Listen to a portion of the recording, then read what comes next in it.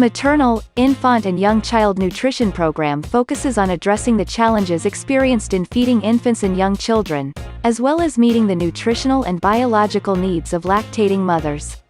Undertaking a certificate course prepared by Humanitarian Global ensures you get in-depth knowledge and understanding in nutrition in pregnancy and childhood.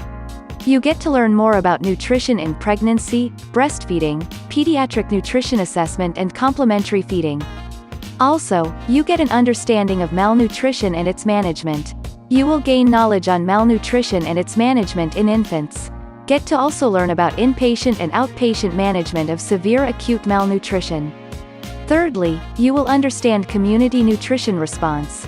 This unit will cover management of moderate acute malnutrition, community mobilization, emergency nutrition response and nutrition information, education and communication.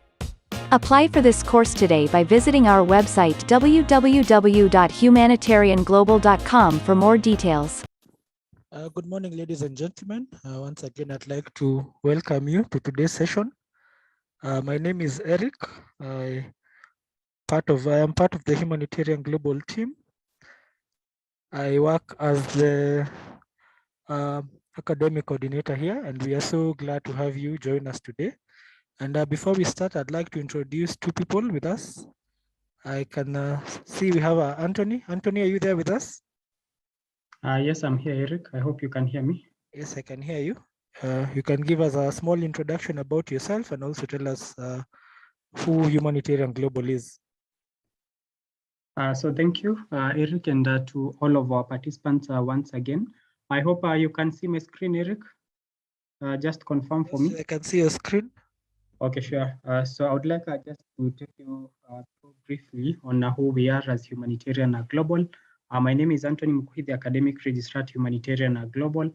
We are very much excited to be hosting this session for today, where we are going to focus on the role of breast milk in, in infants. So that's what we're going to focus on today. And our key facilitator for the day, she's trying to join, and in a few she will be up and ready for the session. However, before that, I would like to brief you on who we are and what we do. So Humanitarian Global, this is an institution that is based in Nairobi, Kenya. Our main focus has been to work with both the humanitarian and development professionals like you when it comes to capacity building. So that is what we focus on, and we do cover a wide range of areas where we make sure that we can always get to work with our participants from different parts of the world. Yeah, and I would like also just to break down for you on what we really focus on. So on the broader category, we do have training and learning, and this is our core area of focus. And here we do ensure that we can offer online courses and training programs. We also do host webinars like the one that we are having today. We also do organize for training and workshops. We also do make sure that we can be able to support you when it comes to consultancy work. That is the second item on what we really focus on. And then thirdly, we do make sure that we can also promote and champion for humanitarian and development work. So that means if you are there working for humanitarian project on humanitarian projects, you can always feel free to share with us what you're doing, and then we are going to be able to showcase and share the same on our platforms. And then we also do have resources, and these are humanitarian resources such as blogs. We have a discussion forum that we did introduce lately, and I would even want to just give you an overview of the platform. So if you go to the Humanitarian Global website, as we always say, on the homepage, you're going to find there's a link to the Humanitarian Global community. So this is where you can join and get to participate and engage yourself in discussions with other participants from various parts of the world. So if you click on that link, you're going to be redirected to the Humanitarian Global community. So we urge you to sign up for the community because this is where you're going to find other participants, and we're going to engage in more discussions. Even based on the topic of the day, we've been able to create that topic. And if you have any question, feel free to always go there and be able to give us your input. I know the session might be very brief to answer all your questions here, but we encourage you that even after the session or maybe during the session, feel free to join the forum so that you can also continue getting to share your questions there and also your input. So this is a forum that is going to connect you with very many participants from different parts of the world, from different parts of aspects of humanitarian work, be it the washer sector, the monitoring and evaluation, be it human nutrition and dietetics, be it procurement and supply chain management. So it does cover a wide range of areas, and that means you're going to be interacting with very many participants. So we encourage you sign up for the platform, and it's going to be an easy process. Just click on sign up. You can fill that simple form, and then you can create your account. Once you create your account, make sure that you can log in. So with that said, I would like not to take too much of the time because I can see Irene, she's with us already, and she's very much ready to get started with the session. So I'd like to take it back to you, Eric, and you can be able to pick it up from there. Thank you so much. Thank you, Anthony, for that. Thank you for the introduction about Humanitarian Global. And our next person is a key speaker for the day. Irene, are you there with us? Hello. I hope good you morning. can. Good morning. I hope you can hear me. Yes, I can hear you. So I would like to start by introducing myself. My name is Irene Maregi. I am a clinical nutritionist, a certified clinical nutritionist, and my area of specialization is nutrition, food security, maternal, infant, and young child nutrition as well. So those are my areas of specialization, and I am a trainer and a facilitator here at Humanitarian Global. So welcome to all of our participants today. We are going to learn about a topic that is under the maternal, infant, and young child nutrition, because as we know how the life cycle is, that our life begins at conception, and then there's birth, and then we are infants, children, and then adolescents, adults, and all that. So the first place that we need to look at when we want to consider the health or the nutrition of our population is during the very early days. That is when they are very young, during pregnancy, during breastfeeding, during infancy, because that has a lifelong impact on your development, mental, physical, even your own health. So our topic for today is the role of breast milk in development of gut health and immunity. And breastfeeding has been talked about a lot. In fact, a few weeks ago, it was breastfeeding week, in the International Breastfeeding Week. So breastfeeding has been identified as one of the very key areas that we need to focus on if we want to make a difference in the health outcomes of our young children, of the next generation. So our agenda for today, we have we have 4 agendas. So we will start with introduction, where we will look at the composition of breast milk, because human breast milk is different from animal breast milk. So we will look at that and what makes it different. And then we will also highlight why it is important that babies are breastfed exclusively for the first 6 months of their life. Then number 2, we will get deeper into our topic and look at gut health and immunity. So you might be wondering, what is gut health and what does gut mean? So we will get into that. We look at what gut health is, what it means, and what is the relationship between these that we are calling gut health and the immunity of children especially. Then we look at now the relationship between breast milk and gut health. We look at the gut health of infants and how breast milk plays a key role in this gut health. and the immunity of the children. And then finally, we will open the floor for any questions, and we will interact, get your feedback, and answer a few questions. So let's get right into it. So in our introduction here, I have a pictorial representation, and this is a drop of milk. It looks like water, I know, but we want to look at it as milk. So when we look at it simply, we have breast milk that is composed of water. So there is also protein, there are carbohydrates, there are fats, there are antibodies, there are vitamins or minerals. There's human milk oligosaccharides, which is very important in gut health and immunity, as you're going to see. And then we have at least 800 strains of bacteria. So the idea that people propagate that breast milk is sterile is actually false. Breast milk has some bacteria, but this is the good kind of bacteria that we want. And then we have other immune cells, and then there are also some hormones.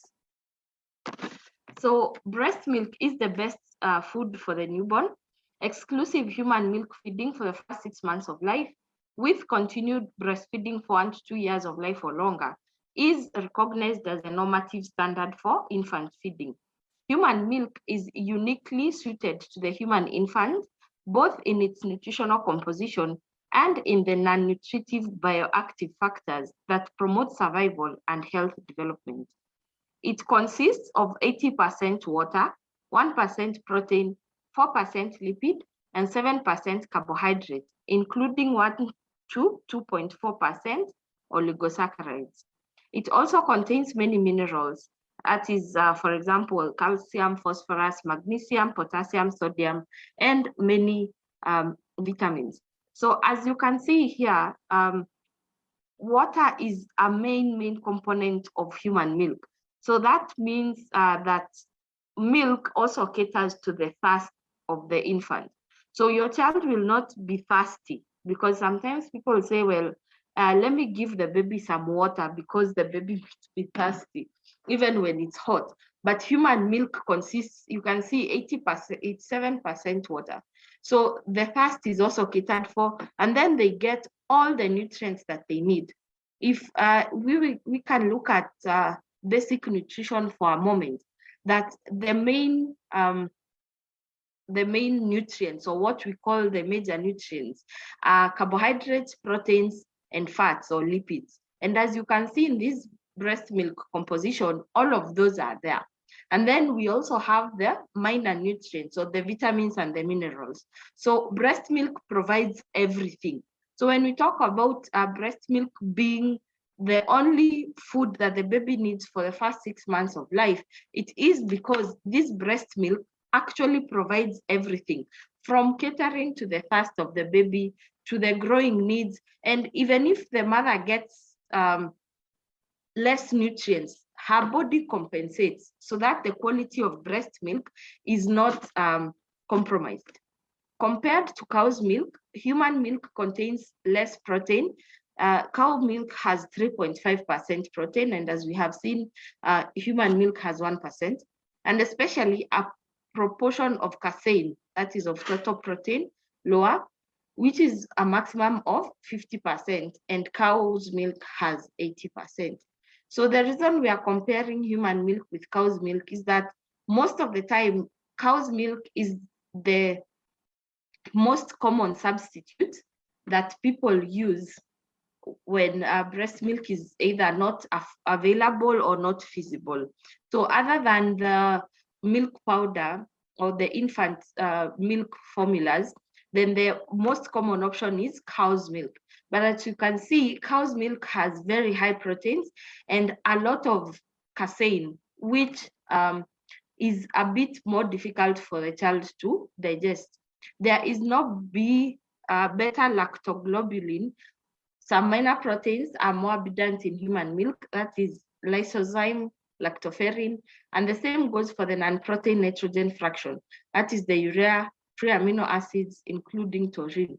So some of these proteins, because here we are talking about the the amino acids that are present, because proteins are broken down into amino acids.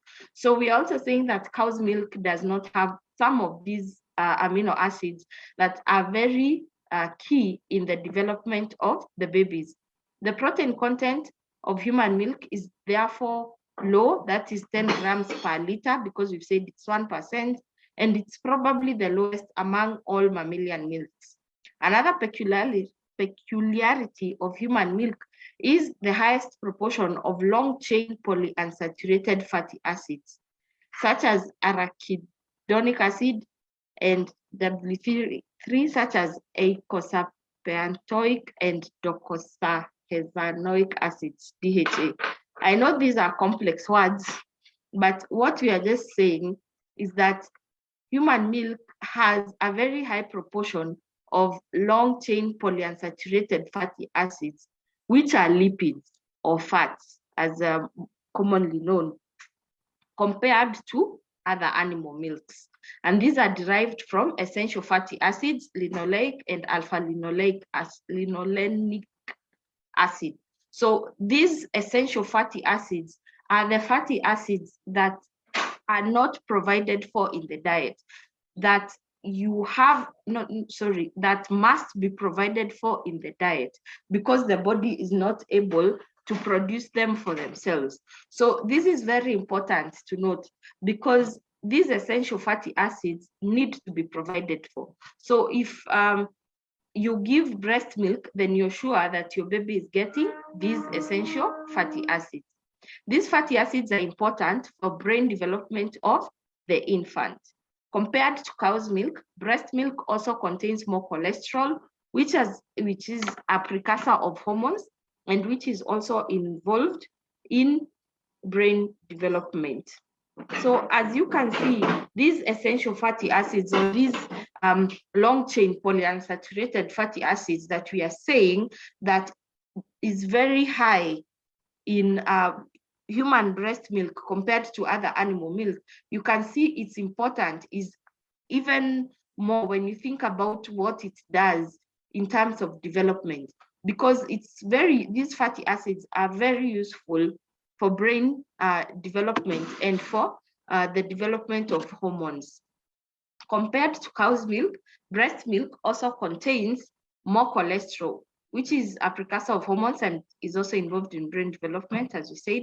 And finally, oligosaccharides are present in large quantities, from 10 to 20 grams per liter, and only 1 gram per liter in cow's milk, and with very varied biochemical compositions. That is more than 100 different compounds. So all these, the oligosaccharides are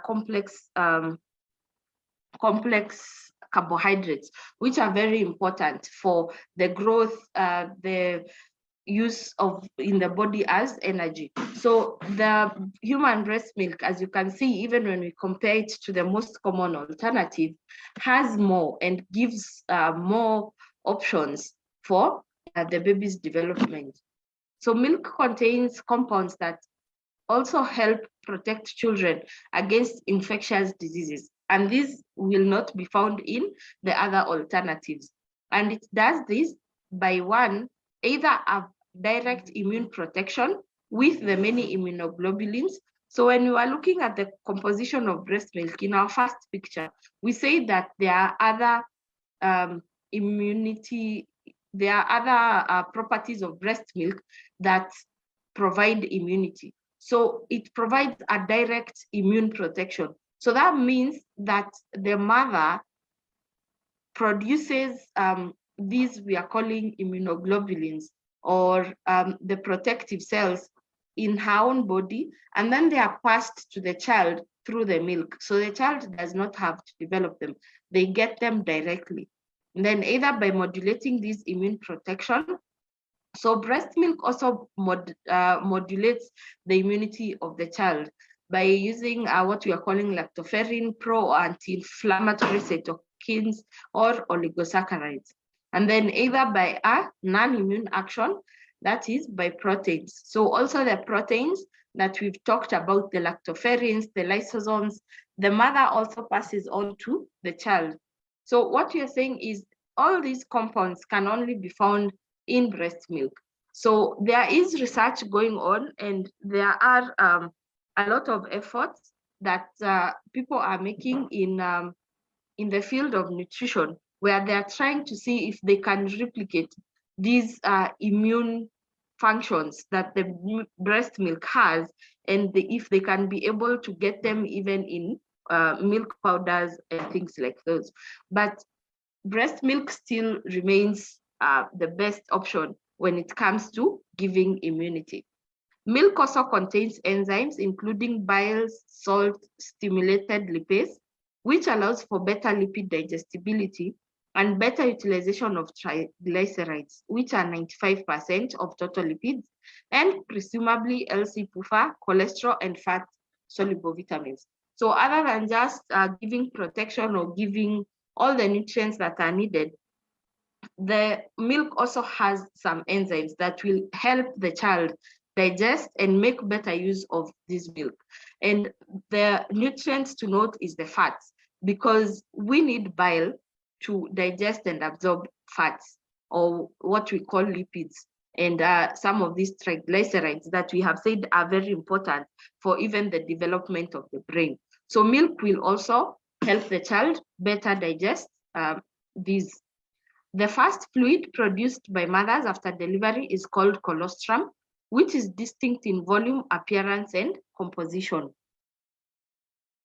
Colostrum, produced in low quantities in the first few days of postpartum, is rich in immunologic components such as secretory IgA, lactoferrin, leukocytes, as well as developmental factors such as epidermal growth factor. Colostrum also contains relatively low concentrations of lactose, indicating its primary functions to be immunologic and trophic rather than nutritional. Levels of sodium, chloride, and magnesium are higher, and levels of potassium and calcium are lower in colostrum than later milk. So the first milk that the mother gets, and this milk can be produced from even the second trimester during pregnancy and the third trimester, and even immediately upon birth. This colostrum looks different than what people say is the later milk, or the milk that comes in a few weeks and days later. So this colostrum is thick. It is a bit yellowish. That is why we are saying it looks different in volume and appearance. It is thick, it is yellowish, it is that first milk. Now, this colostrum is very, very important to the child. And it is unfortunate that in some places, people still throw this milk away without realizing that it is liquid gold in terms of the immunity of this newborn child. So this colostrum should be given to the child and should be the first food given to the child. There should be no other foods given before. Don't give the baby water, don't give the baby honey or some of these other things. Make sure that the first milk they get is colostrum. So this colostrum has very, very high concentrations of these immunologic components. So it helps boost the immunity of this newborn baby, which is very important because the baby has come from a very protected environment in the womb and is now in the outside world. So in the outside world now, they can be exposed to all sorts of disease-causing organisms. So this immunity is something that they need right from the start. So therefore, ensure that this colostrum is given. And then it has more immunologic functions than nutritional functions. What we mean is that this colostrum has been seen to provide it's more important to provide immunity than it does to provide the other nutrients that we were talking about, the lipids and the proteins and such. And therefore, even the level of the minerals and the vitamins in colostrum are lower than we will find in what we call the later milk. Transitional milk shares some of the characteristics of colostrum, but represents a period of ramped up milk production to support the nutritional and developmental needs of the rapidly growing infant. and typically occurs from 5 days to 2 weeks postpartum, after which milk is considered largely mature. So the first few days, as I've said, even before birth, the body has already started producing the colostrum in readiness for the child. And this colostrum can be produced for even up to 5 days. And then after the colostrum has been exhausted, then we get what we call the transitional milk. Now, this transitional milk is different from the colostrum because there is more milk, so the volume also goes up, and it also still has the immunological characteristic, but now it has more nutrients. It's now designed to cater more towards the nutrients of the infant. And then by 4 to 6 weeks postpartum, human milk is considered fully mature.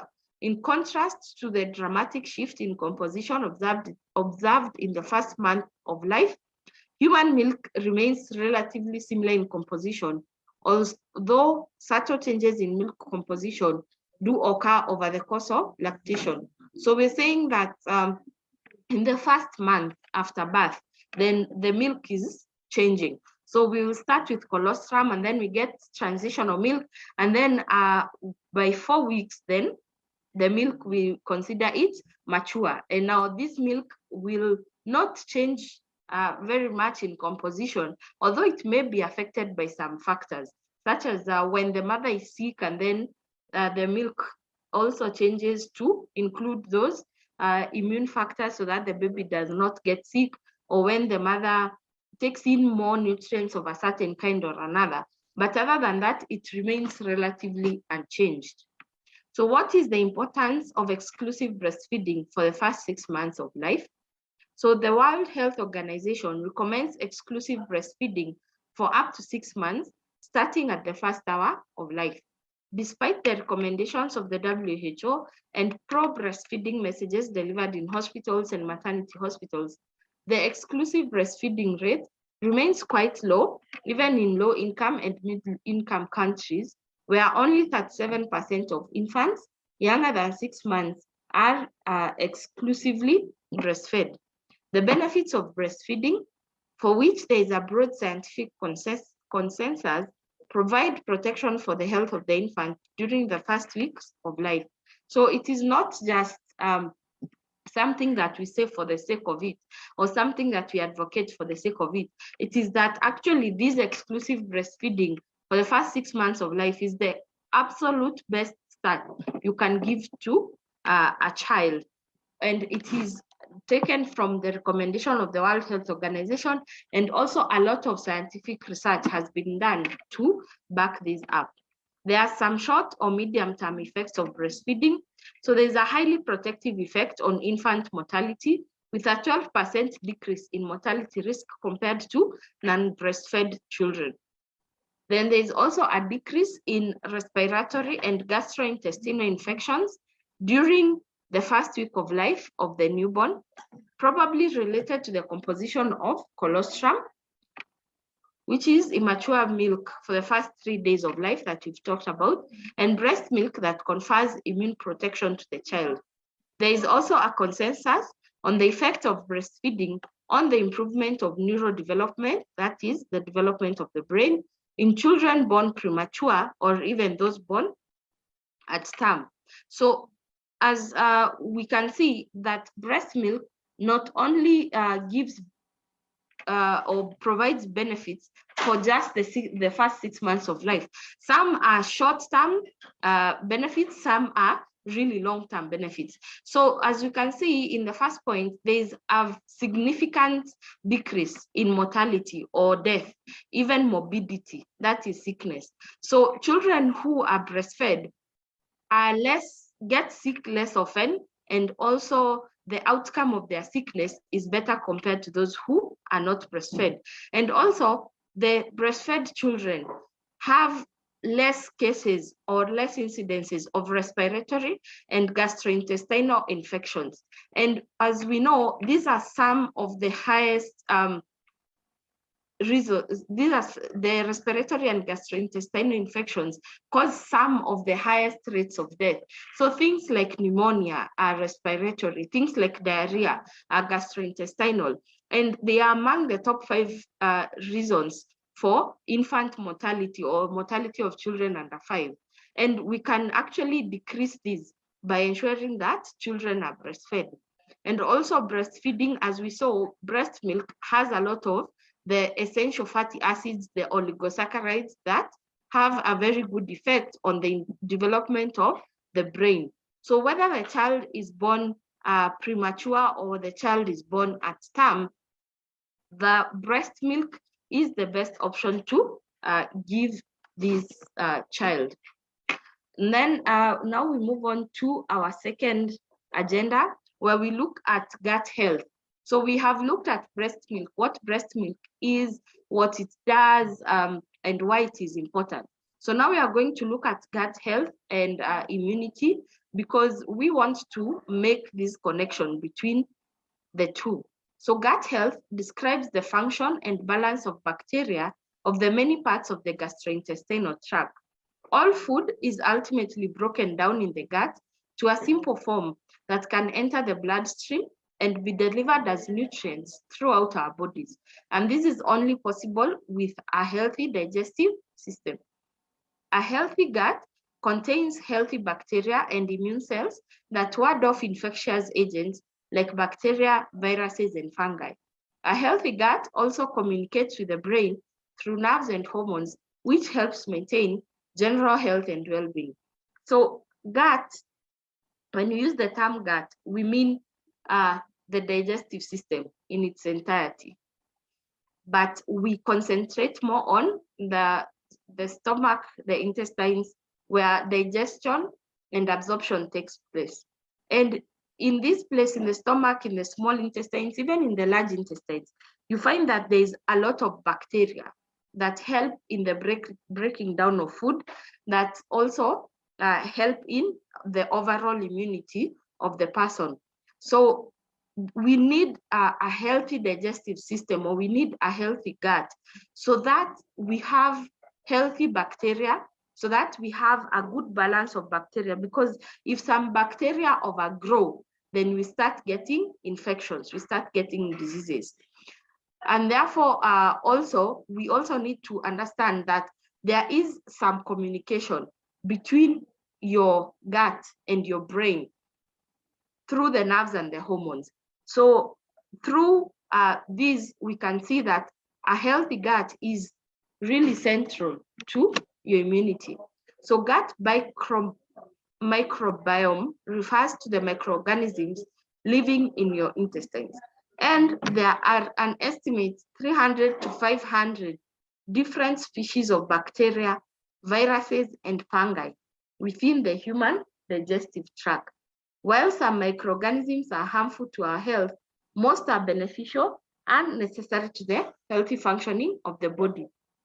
So as we can see, these microorganisms that live within us, there are very many, very many, in the millions. So these bacteria and viruses and fungi are important because they help break down the food, they help ensure that there is a healthy environment. But some of them, of course, are harmful. So what is the relationship between gut health and immunity? A healthy gut improves the digestion and absorption of nutrients from the food babies eat, which influences the responses of the immune system and brain function communication. Around 70 to 80% of the immune cells are located in the gut, specifically within the inside lining of the intestines, in a single layer of cells known as the epithelium. Because the intestines are long and the lining is highly folded, the gut epithelium represents the body's largest and most important interface with the outside world. By acting as a physical barrier and by hosting many of the body's immune cells and tissues, the gut epithelium is part of the first line of defense against potentially harmful substances. So other than the digestion and absorption, which we know is part of our daily life, that is how we maintain life.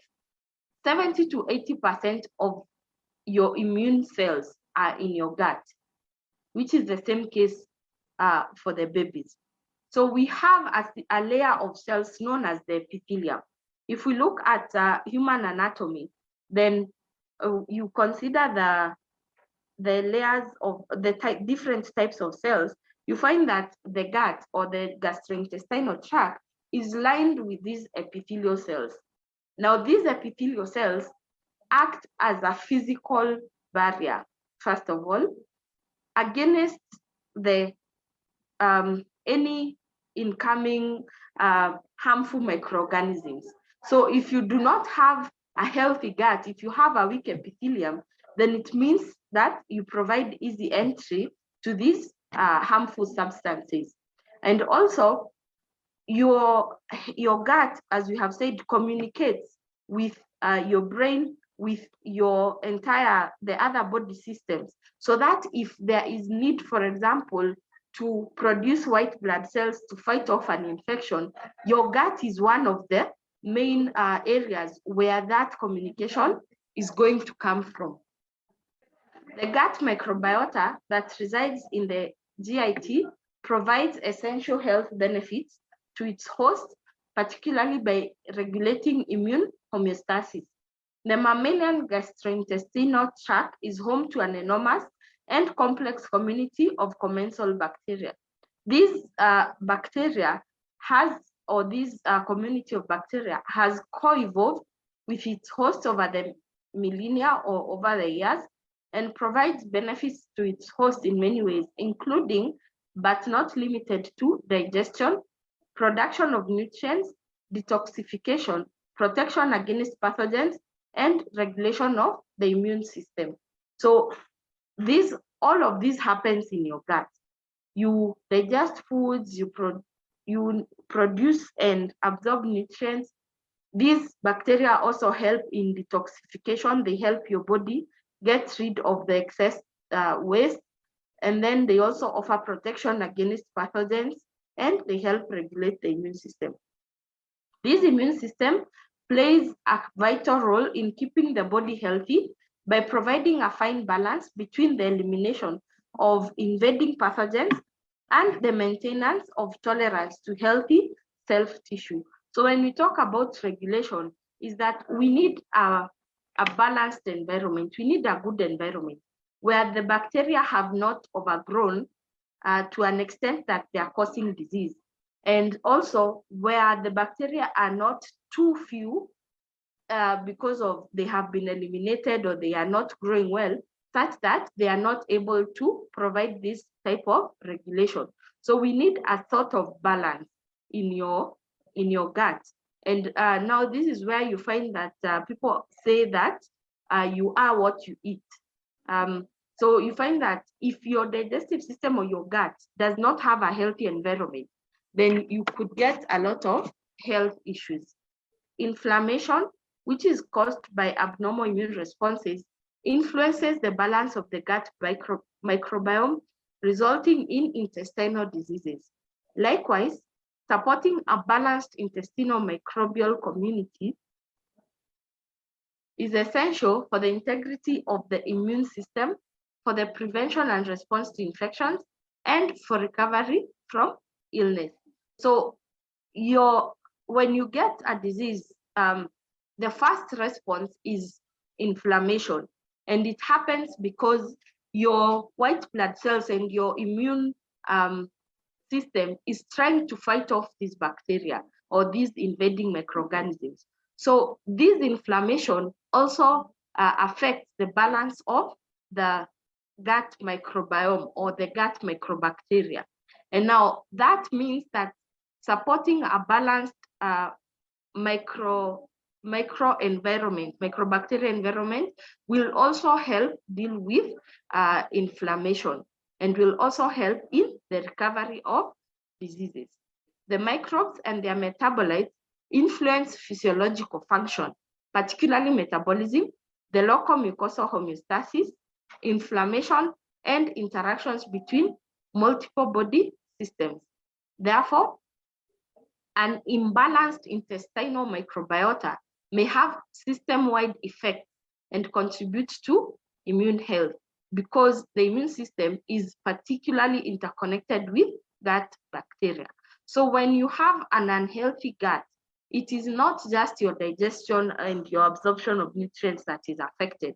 It has an effect that goes even to how you fight off diseases, how you recover from illness, how your body is able to even detoxify itself.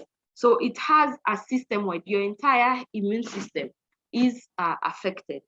As we know, most of the human microbiota resides in the gut. And as it turns out, so does 70 to 80% of your immune system. This relationship is symbiotic. That means that one depends on the other. So they both help each other function. And if one is compromised, so is the other. So they work, they've evolved, these systems have evolved, and they work together to ensure the body is protected and is also eliminating harmful pathogens. The interaction between your gut and your immunity begins at birth, the moment the body encounters bacteria for the first time, as the birth canal contains a large number of bacteria. So when the baby is in the womb, it is protected. The placenta and the womb, it all protect the baby. So the baby does not encounter firsthand a lot of these pathogens, the bacteria, the fungi, and all that. So the moment birth happens, the baby interacts with the outside environment, and that means that they get into contact with bacteria. In time, the immune system forms the diversity of the microbiome, and the gut influences the strength and the development of the immune system. Throughout life, other factors also shape the composition of the gut flora, that is the diet, the environment, and lifestyle habits. Intestinal homeostasis is maintained by a complex interplay among the epithelium, immune factors, and microbial flora. So what we are saying is that once the baby is born, then the baby immediately comes into contact with bacteria, with fungi, with viruses, with all of these microorganisms that could potentially cause disease. So the baby has to develop their immunity right from the start, which is why we said, if you remember when I was talking about colostrum, we said that it is very, very important because it gives the baby an immune boost right from the first hour of birth. So right from birth, the baby has to develop an immune system, a good immune system. And one of the main ways to develop a good immune system is to get a good gut health. And this, as we will see, is very important in the immunity and can be achieved, especially through breastfeeding. So now we look at infants' gut health. So in specific, we look at what the gut health or the digestive system of the infant is like, and what we need to do, and how it interacts with their immunity. So the first 1,000 days lay the foundation for a child's future health. So the first 1,000 days, if you think about it, is the first, how many years? 2 years from conception to their second birthday. So those first 2 years are very, very important. During this critical period, the infant's gastrointestinal tract undergoes rapid growth and development, including the establishment of gut microbiota. This involves the colonization of the gastrointestinal tract by a vast array of microorganisms, including an estimated 100 trillion bacteria. So when we talk about colonization, we are talking about introduction of these microorganisms and creating an environment for these microorganisms to grow to the numbers that are healthy and that positively influence immunity. The composition of the gut microbiota changes over time in response to the infant's external environment and nutrition. So one of the ways that you can influence this introduction and growth of these bacteria or these microorganisms is looking at the diet or the nutrition of this child and also their external environment, because the environment they interact with determines the microorganisms that they are introduced to. So if you give a child good nutrition, then it means that you boost the immunity and you give these bacteria a chance to grow in a healthy way. If we have a bad environment where the child is exposed to instances or circumstances where, for example, there is a lot of exposure to the communicable diseases, maybe sanitation is not being done well, the child is continuously being exposed to harmful microorganisms, then it means you're also compromising on the gut health of this child. The very first microbes to colonize the gut after birth are bacteria such as E. coli and Streptococcus sp. Next, Staphylococcus, Enterococcus, and Lactobacillus-like species take over. By around 1 week of age, Bifidobacterium is the dominant species in human milk-fed infants. So when we looked at the composition of breast milk, we say that breast milk has some bacteria. Now that is not to alarm you, but it is to show you that it is not sterile. Human milk has some bacteria or some microorganisms. And that is one of the ways that children get introduced to some of these very important microorganisms. So we said even if bacteria, when someone hears of bacteria and virus, they start thinking of causing diseases and somebody is going to get sick. But that is not the case. We need some of these bacteria. In fact, some of these bacteria are very, very necessary to our health. So as long as they grow to numbers that are good, that they do not overgrow, then they will not cause any diseases. So some of these bacteria that I have listed as examples, someone might be wondering, well, E. coli causes diseases. Yes, it does. But in your gut, if it does not overgrow, if it is in the right quantity, it is very helpful to the functioning of your gut. So keep that in mind, that we are not saying that that now these bacteria are going to come in and cause disease and all and wreak havoc. No, we need some of these bacteria. If they overgrow, then that is when we are likely to get a problem. The major driver of change is the introduction of weaning foods. So at 6 months of age, then we say we start weaning the child or we start introducing other foods. So now that also will compromise or will determine the gut health of this child.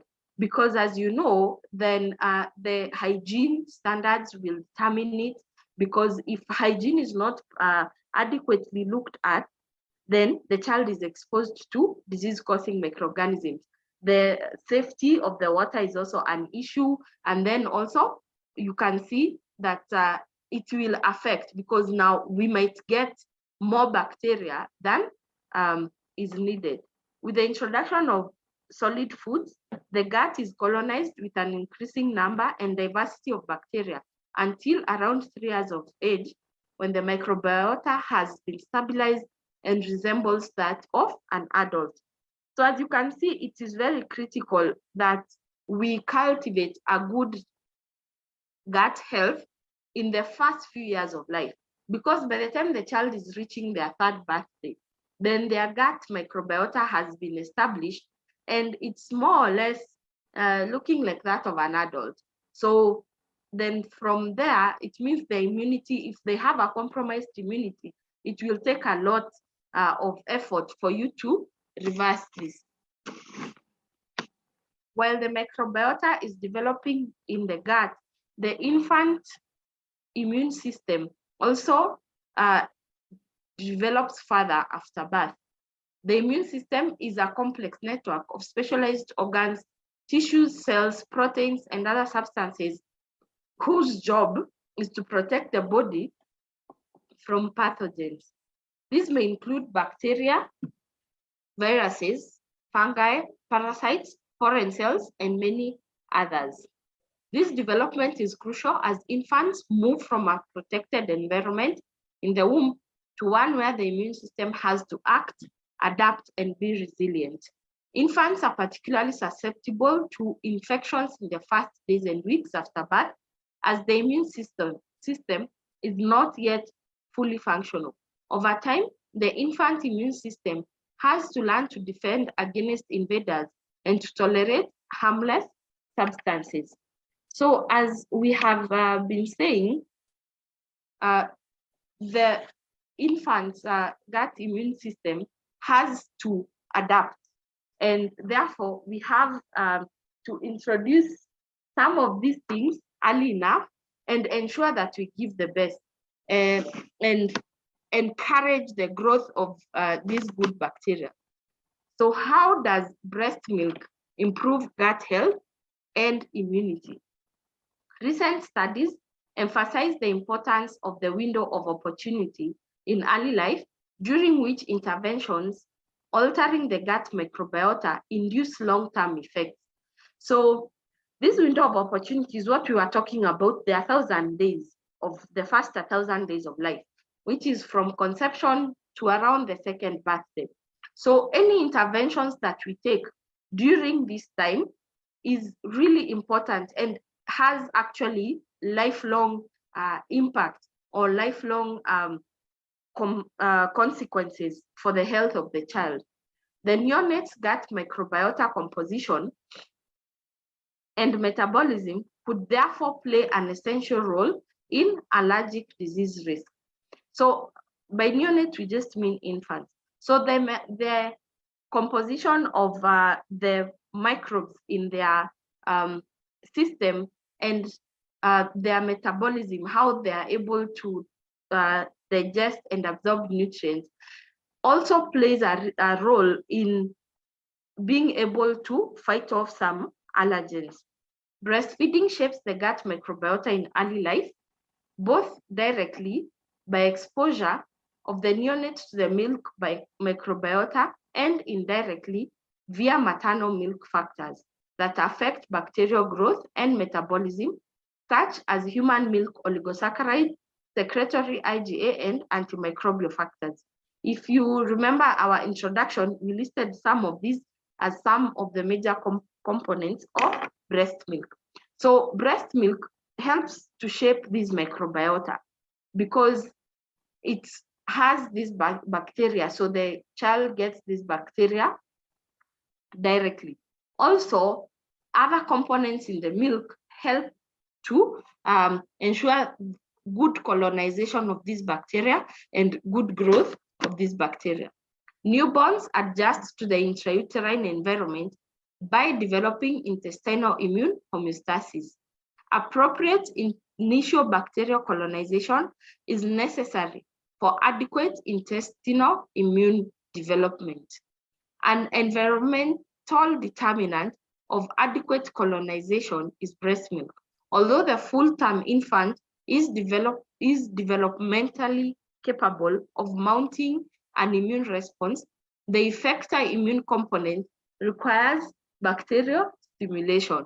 So what we are saying is, although at full term, the baby can develop their own immune response without much help because they are fully developed, but we need to stimulate the growth of these good bacteria through breast milk. Breast milk stimulates the proliferation or the existence of a well-balanced and diverse microbiota, which initially influences a switch from an intrauterine Th2 predominant to a Th1 and Th2 balanced response, and with activation of T regulatory cells by breast milk stimulated specific organisms, which are the bifidobacteria, the lactobacillus, and the bacteroids. So what we are saying is, when the baby is in the womb, then the main immune response is what we are calling the Th2 immune cells. So the T regulatory cells are just immune cells. So when they are in the womb, their main form of immunity, or the cells that are predominantly used to fight off infections, are what we call the Th2s. But when they are born, they have to develop the Th1s.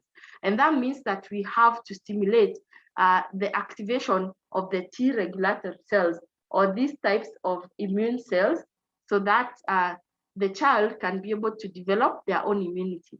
And now this activation requires some of these organisms. We require some of these bacteria for that to happen. And we require what we are calling the bifidobacteria, the lactobacillus, and the bacteroids.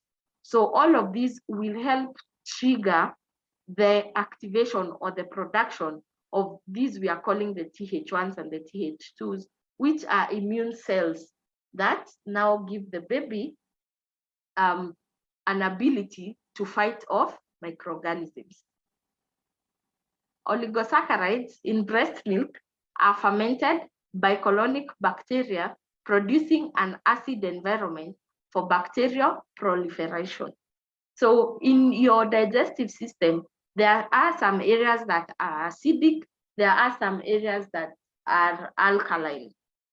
And there are specific environmental conditions that favor the growth of some microorganisms more than others. So there are some bacteria that survive better in acidic environments and some that survive better in basic environments. So we need some environment that is conducive for these bacteria that are going to trigger the immune responses. Now, the oligosaccharides that we said are in very high quantities in breast milk get fermented after digestion. When they reach the gut, they are fermented. And as you know, when you ferment anything, it becomes acidic. So this acidic environment is very important for the growth of these bacteria. So as you can see, breast milk not only provides the good bacteria that trigger the immune response, it also provides these fats and these carbohydrates that will help produce an acidic environment. In short chain fatty acids in breast milk activate receptors on T regulatory cells and bacterial genes, which preferentially mediate intestinal tight junction expression and anti-inflammation. So the fatty acids in breast milk will also help activate these T cells, which are, as I have said, are just immunity response cells that respond when there is an inflammation or they need to fight off any harmful microorganisms. Other components of breast milk, that is defensins, lactoferrins, and all of those, inhibit pathogens and further contribute to microbiota composition. Breast milk influence on intestinal microbiota also prevents expression of immune-mediated diseases. That is asthma, inflammatory bowel disease, type 1 diabetes, later in life through a balanced initial immune response. So as we said, we have both short-term and long-term benefits of breastfeeding. So one of these benefits of breastfeeding is that breastfed children, through research, have a better health outcome later in life, where some of these immune-mediated or immune-related diseases, where you find it is that, for example, your own immune system kind of fights against you. Where, for example, in type 1 diabetes, it is your own body that is unable to produce the insulin-regulating hormone. or becomes insensitive to these insulin regulating hormone. So we say that they are immune mediated, meaning that they have a very strong relationship with your immunity. So some of these diseases later in life are prevented when there is an initial or a good gut health in children. So there are also long-term effects, even things like asthma, some of the respiratory diseases. Also, you see when children are breastfed, and the research is done where a group of children was exclusively breastfed for 6 months, the other group was not. Later on in life, they will get less of these diseases compared to those who are not breastfed. Breast milk contains many elements that supports your baby's immune system, and they include proteins, fats, sugars, antibiotics, and probiotics. Now, probiotics has come up here because if you've researched about gut health or you've heard about it before, there is an issue where people say you should take probiotics, or you hear someone telling you that if the baby has digestive issues, then buy probiotics for them or give them probiotic food. So what are these probiotics? So probiotics are foods or compounds that, when taken, promote the growth of these good bacteria in your gut. So some of these probiotics are some fermented foods like fermented porridge, like fermented milk. Some of these things just go into the body and help these good bacteria grow. Because as we said previously, we need a healthy balance. They should not be too few, they should not be too many. And in some instances, if the diet has not been adequate in terms of providing good nutrients, or sometimes even you find that it's because a child has been on a lot of medication or has been sick, and therefore a lot of the gut microorganisms have either been killed off by the medication, or there was a lot of diarrhea, a lot of vomiting, so they have lost a lot of those good microorganisms. Then that is when probiotics come in. Now, breast milk is also a very good probiotic because it gives nutrients that these excuse me, gives nutrients that these good microorganisms need to thrive. When a mother comes into contact with germs,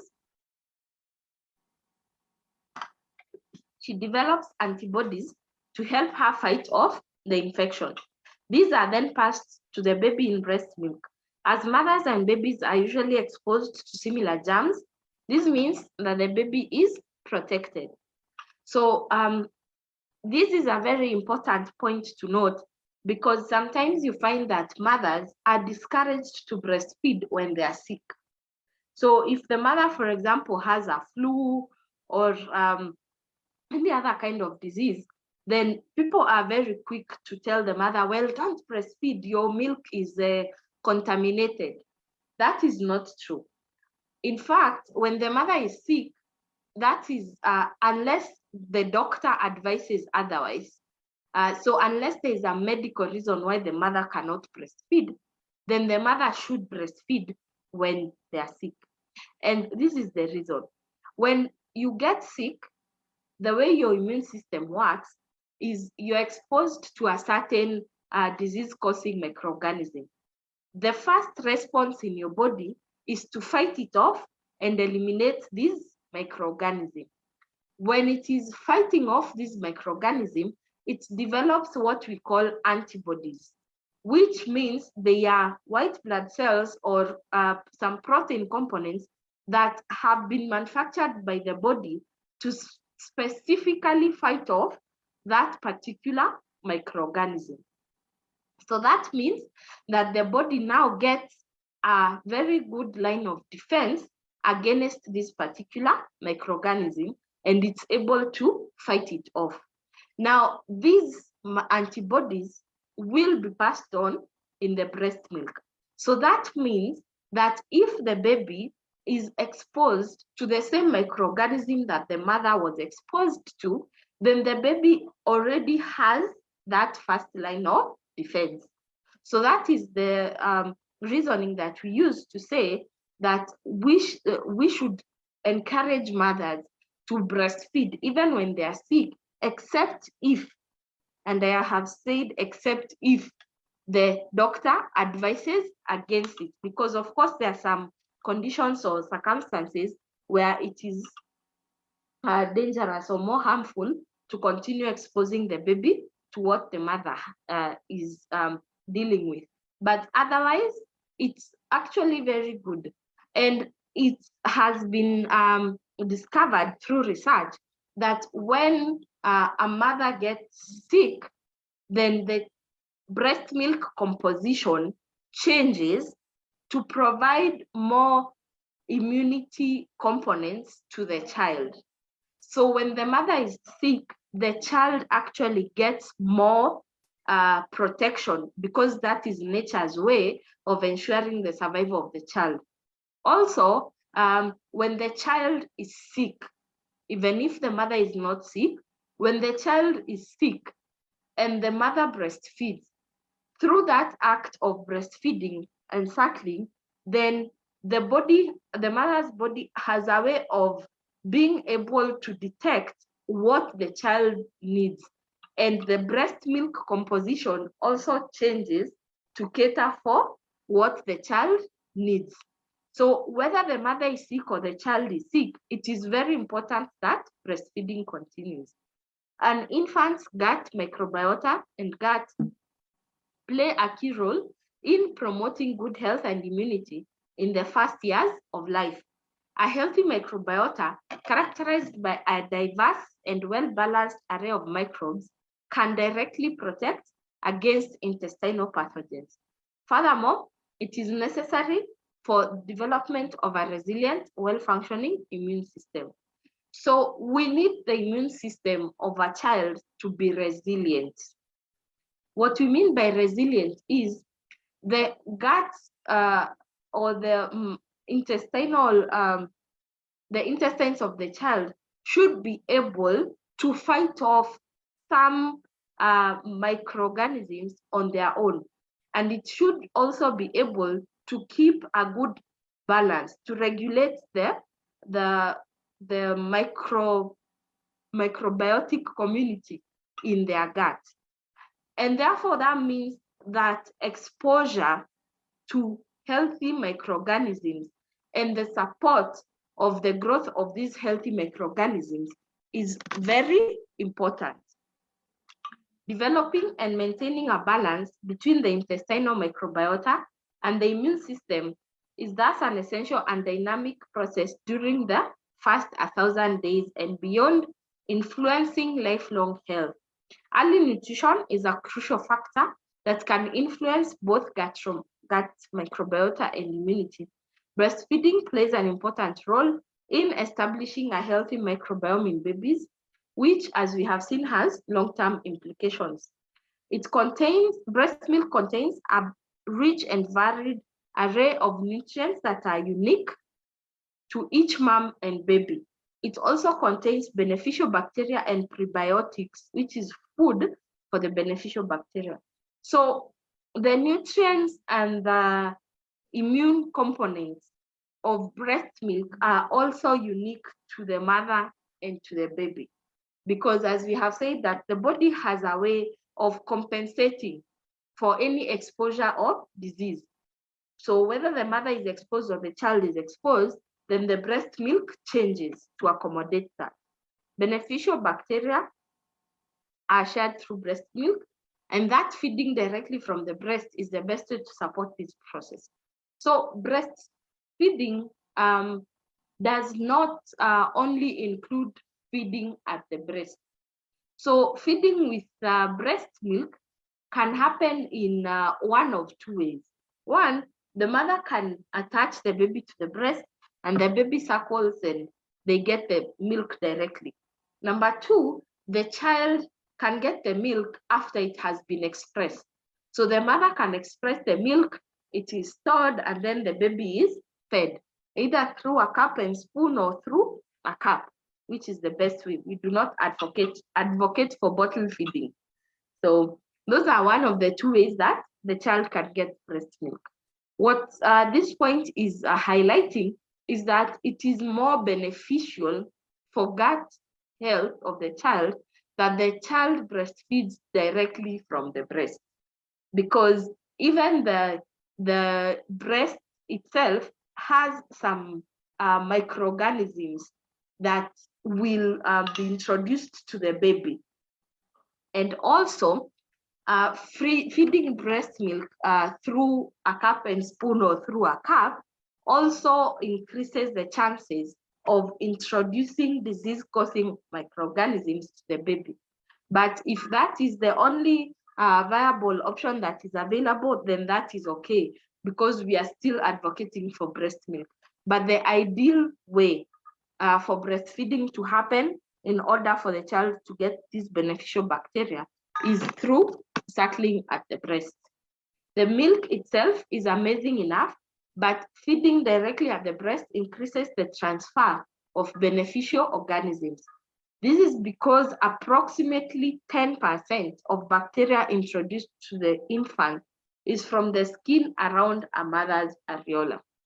There is also a beneficial transformation that occurs with the bacteria and enzymes inside the infant's mouth, facilitating a healthy oral microbiota in the baby.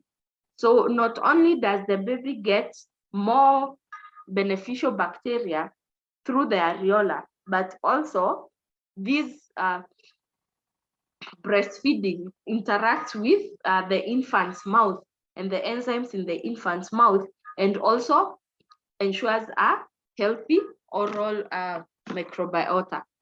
So what is the long-term health implication of a healthy microbiome or a healthy gut? A healthy microbiome is developed within the first 3 years of life and plays a number of critical roles throughout the lifespan, including how well people are able to fight disease and prevent infections. Breast milk seeds and nurtures the microbiome with beneficial bacteria until it is fully mature.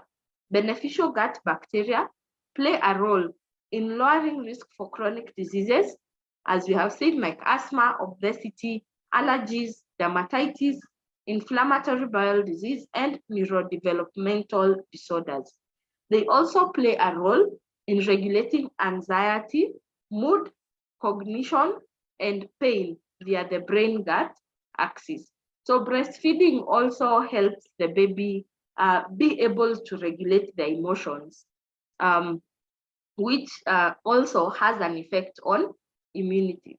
Improper colonization, dysbiosis, delays the process and results in increased susceptibility to the newborn and infant infections and altered immune homeostasis, which leads to expression of immune-mediated disease and metabolic diseases later in life. So the opposite of it, of a good gut health, means that you will have improper colonization, the immune responses are delayed, and it means the baby is now more susceptible or more likely to get diseases, infections, and even these altered immune responses. So that is basically the highlight of my topic today, where we have seen just how important breast milk is to the development of a good gut health for the child, and how a good gut health is important for the immunity of the child, not only in preventing diseases when they are infants, but also later on in life. So that brings me to conclusion of today's topic. And now we move ahead to our fourth agenda, which is any questions, any comments, and I will now hand over to our moderator, Mr. Eric, to guide us through this session. Thank you, Irene, for such a wonderful presentation that was very knowledgeable. And I want to encourage our participants to keep sending in their questions to the Q&A section of Zoom and not the chat. Kindly use the Q&A, as at times we get to lose them on the chat. We also welcome any feedback or comments also. Kindly do so, and we will really appreciate. Irene, I'd like to take you to the chat. I have a question before it disappears. Okay. Eric, as you do that and look for the questions, and as people continue sending in their comments, just one other thing I'd kindly like to highlight is that this is just a bit of a taste of what we learn through our course here at Humanitarian Global. So if this is relevant to you and you're curious and you want to learn even more about early child nutrition in pregnancy and even in the first few years of life, because we cannot be able, even we have just touched a tip of the iceberg when it comes to breastfeeding and infant nutrition. There is an entire course that we have designed to cater for these and to address all of this. And it's a certificate level. It only takes 3 months, and you can enroll anytime. Even today, you can just send in a request, get in touch with us, and we will reach out to you. And it is offered at $500. But if you get in touch with us today and enroll, we will give you a 10% discount. And this discount is to really motivate you to enroll with us, because we know how important this knowledge is, especially for people in the humanitarian field who interact a lot with infants, with young children, with mothers. It is very important that you get a good basic understanding of nutrition at this early age and its impact on health and even on other outcomes in the community. So that is what I wanted to highlight just quickly before we now get into the questions. Thank you for that. I think I'll start with the first question on the chat before it disappears. It's by Gemaliura. I don't know if you've been able to locate it, or should I just read it out for you? Kindly read out the questions for me. Okay, and it says, my question is that, is it cool to have a baby given a warm water before the giving of the breast after CS? And at the same time, mostly our old mothers normally put fingers in the bottle to use their mouth to have tested the water is too hot or not before giving. Okay, I don't know if... yeah, I've gotten the question. Yes. So it is highly discouraged to give any food or drink to the child before breast milk. Okay, even when the mother has undergone CS or cesarean section, where the birth was done through an operation, probably due to complications, it is possible within the first few hours of life to stimulate production of breast milk as soon as the baby is born, even in a situation where the child was delivered through an operation. There is what we call the baby-friendly initiatives. And one of those initiatives indicates that the mother should be given the child within the first hour of birth, and the child should be put on the mother's chest so that they can begin bonding and the hormones can start promoting the letdown of the milk. So even when the child has been born through CS, it is possible for breastfeeding to be initiated as soon as possible. Now, the reason we say that we do not want the child to be given any other foods before breast milk is because the baby's digestive system is really not ready for anything, including water. Okay? A newborn baby should even not be given water because their digestive system is not mature enough. Because even water, there's a way the body absorbs it and uses it, distributes it, and eliminates the waste. So it might seem harmless and it might seem to satisfy the child that the child will stop crying. But if at all there is no breast milk produced within the first few days and the child has to be given something, I would rather it be an infant milk formula or a breast milk substitute rather than water or any other food. Now, the part of our mothers testing the temperature of the water and the milk by touching inside the bottle, that is not right. Okay, that is really not right. And I'm sure we can find other ways of testing the temperature of the baby's milk. You would rather even just take a small spoon, take a small quantity and feel on your hand if it is warm. But using your hands and your fingers, then that brings to mind that you can introduce a lot of harmful microorganisms that way. It is not hygienic, it is not encouraged. And the reason some of these things happen is because the people who are doing them do not understand the consequences of what they are doing. So if you want them to do different, then you have to educate them, because it's a simple case of they do not know what could go wrong. And they have this attitude of we've done it for years and it has never caused harm. But the best way to make change or to bring about change is to educate them. So educate the people, your friends, your family, even where you work, that just because a baby was born through CS does not mean that they have automatically to be given another alternative. Breast milk will still be stimulated if you do it the right way.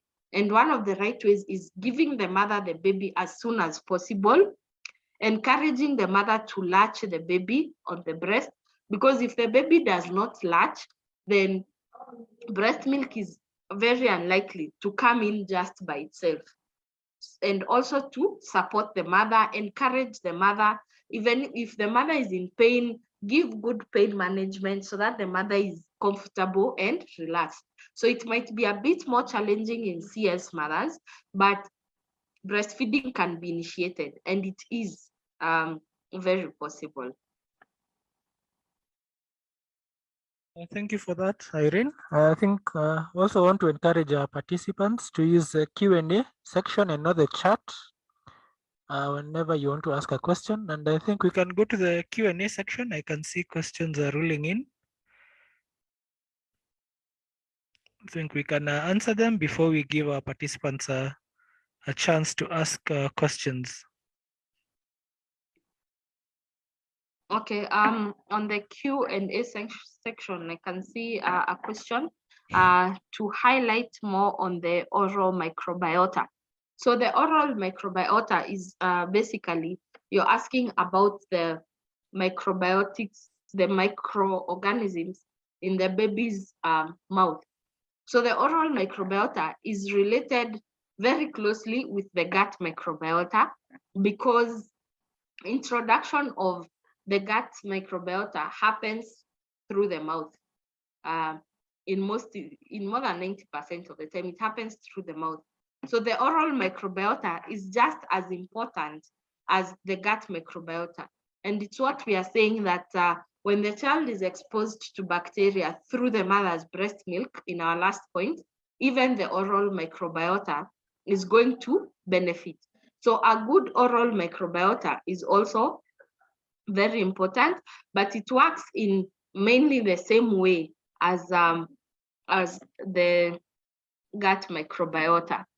Then we have another question from Linda. What are the conditions that can make a doctor advise a mother not to breastfeed? So there are some instances where the mother is advised not to breastfeed, although there are very few and far between. So for example, the most common reason why a doctor can advise a mother not to breastfeed is in the case of a mother having a disease such as HIV and AIDS, and the mother not being on medication. So there is, the doctor realizes there is a higher risk of this mother transmitting this to the baby. But even that is not that common nowadays, because it has been managed to such a level that even HIV positive mothers who are very good with their regimen and they take their medication can also breastfeed. So I may not know some of all of these conditions, but HIV and AIDS is one of them. Although I have said that with a disclaimer that if the mother is taking her medication well, and the child is also given prophylaxis or is given medication to help prevent infection, then they can also breastfeed.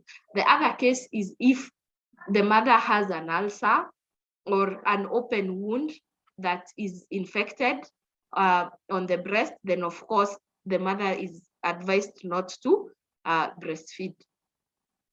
Mabor asked, what's advice on a mother with HIV/AIDS who is breastfeeding?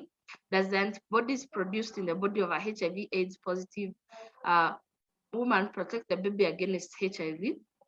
So the advice given for mothers who are HIV positive is that they should continue with their regimen and they should go for testing so that they can get their viral load under control, so that at least their viral load is low enough that there is lower risk of passing it on.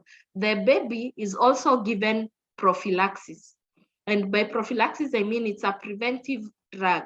So they are given some drugs to take for 6 months so that as the mother continues to breastfeed, in case there is any exposure in one way or another, the baby is protected because even them, they are on medication. And I don't think there are any antibodies that the body produces to protect the baby specifically against HIV.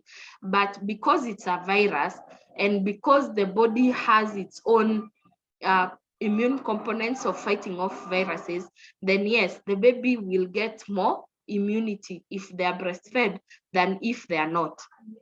The next question. So on oral microbiota, I have highlighted about that. And then we have an anonymous. My question is that, is it cool to have a baby given a warm water before giving? Oh, okay. I think I've answered that on CS. Does the composition of breast milk matter if the infant is breastfed either forward milk or hind milk? I mean, in terms of the quantity of the nutrients. So yes. So there is what we call fore milk and hind milk. So during a breastfeeding session, there are two types of milk. The fore milk is the milk that comes out fast. And that milk is very light. It has a lot of water and it's mainly it's mainly produced to cater for the thirst of the baby so that the baby's thirst is quenched. And then we have the hind milk. Then the hind milk is more nutrient dense. So it has more nutrient components, it has more immune components. So yes, it matters if the child is given just fore milk or breast milk or hind milk. And that is why we advise mothers to ensure that when they are breastfeeding, not to switch the baby from one breast to another too quickly, but to ensure that the baby has breastfed all the milk in one breast so that the mother feels that the breast is empty before they change the child. Failure to do that, if the mother changes the baby very frequently on the milk and on the breast and the baby does not get the hind milk, then you're likely to see poor development because the baby is not getting the nutrients they need. And we have Grace. This is Grace. Thank you for the presentation. I would like to know whether iron supplements in any way result to dysbiosis in children.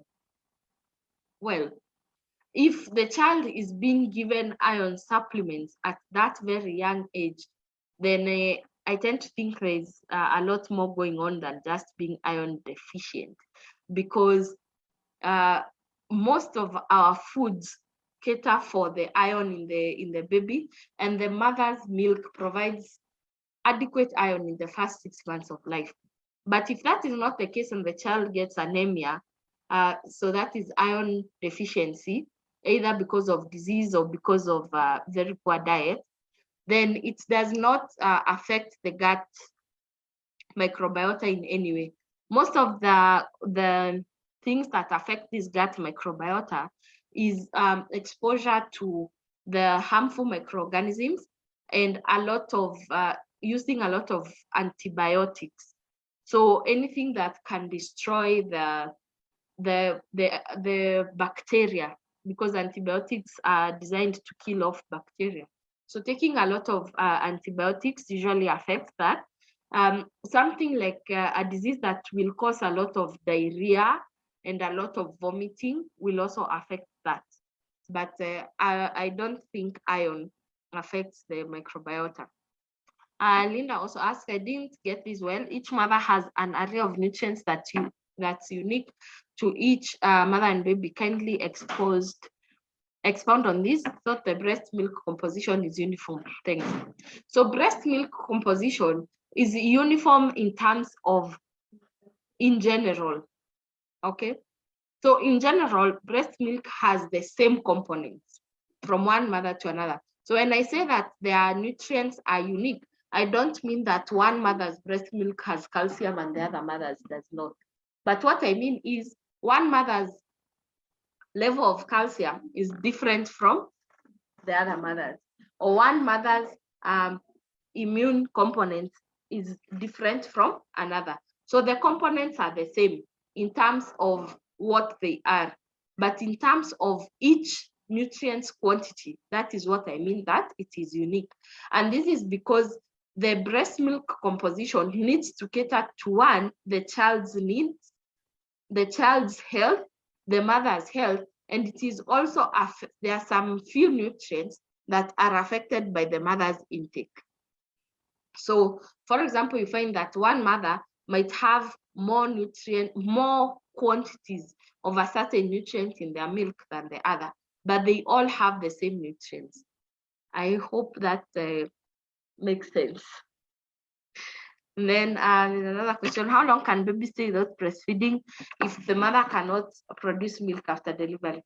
The baby can stay for a few hours, up to around 6 hours. The baby can stay without breastfeeding. But because the baby's stomach at that point is so small, you need very small quantities of milk. So even if the mother does not have an inflow of a lot of milk, even small quantities of milk, the one that you think are just drops of milk, the first few days will be enough. So the baby can stay for a few hours. I don't think the baby can stay for more than a day without any kind of nutrients, because their temperatures will go down, and also they might start getting dehydrated. So just a few hours, but those few hours are enough to stimulate the mother to start getting milk. Even those small drops that the baby is suckling will be enough. Another one asks, Muhudin asks, does the mother's diet play a role in breast milk production? Yes. So the mother's diet plays a role in breast milk production. However, unless in severe malnutrition cases, is breast milk compromised by the mother's nutrition. So the mother can produce enough quantity and quality breast milk as long as they are not severely malnourished. And severe malnourishment, I mean like the mother has kwashiorkor or marasmus, that stage 3 severe acute malnutrition. But otherwise, the mother can produce enough quantity and quality. But the mother needs to eat a balanced diet because we need enough quantities of the minerals and the vitamins in the milk. And also, you should note that the reason why the mother's breast milk production is maintained so well is because by nature, the mother's nutrient stores will be broken down to cater for the baby. So if the mother is not eating well, then she's left with a deficit because her own body will break down what she has stored and give it to the baby. So it is not compromised, but the mother will suffer if her diet is not good.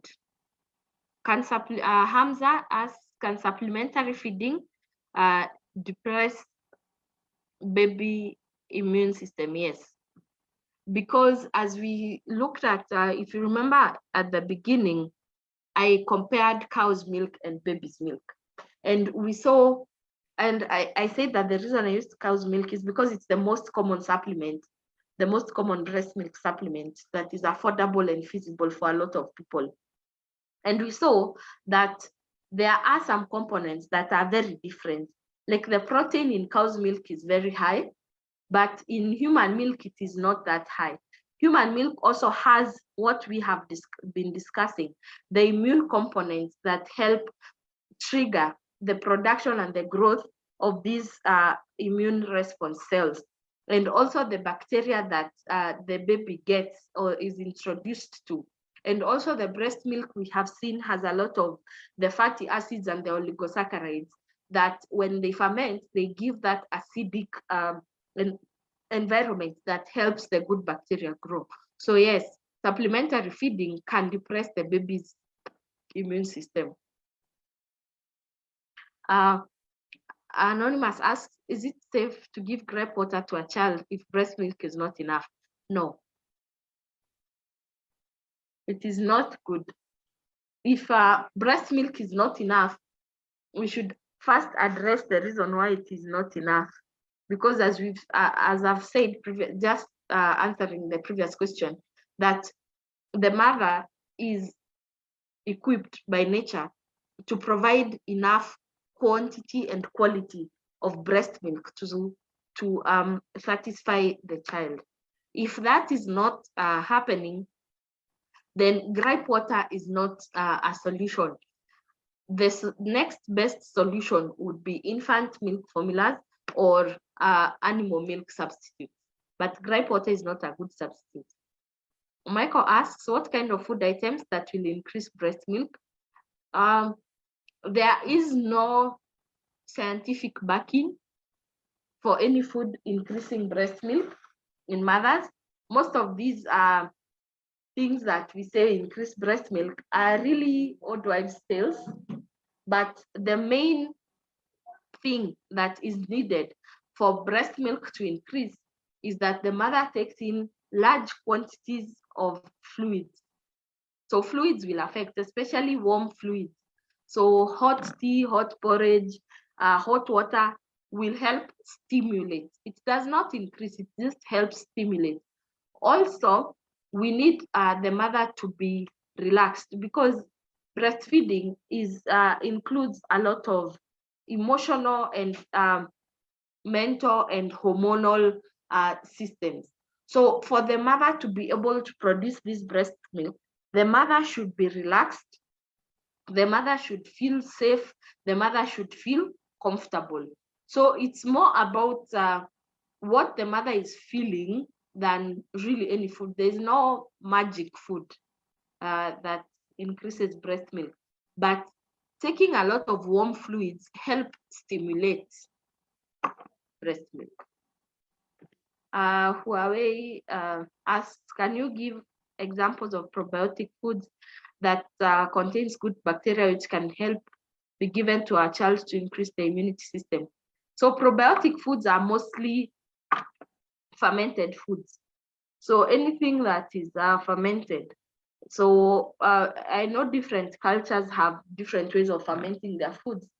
So fermented porridge, fermented milk, or yogurt, fermented vegetables. There are people who ferment vegetables. That is also a very good option.